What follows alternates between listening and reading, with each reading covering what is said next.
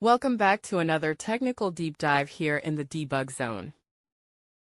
Today, we're tackling a big question and breaking it down with insights from other users. Hopefully, this clears up some misconceptions and helps you get the answer you need. So buckle up, stay a little curious, and let's jump right in.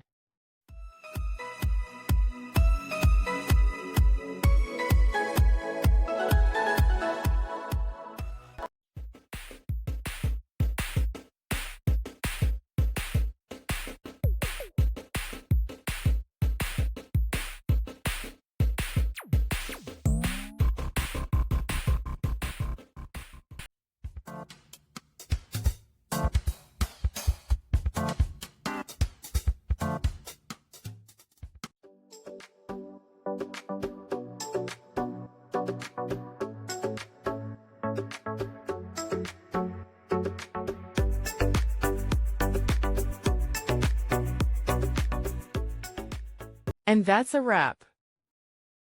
I hope you found the answer you were looking for. If you did, take a second to hit that subscribe button. It really helps out. And let me know in the comments which solution worked best for you. See you next time in the debug zone.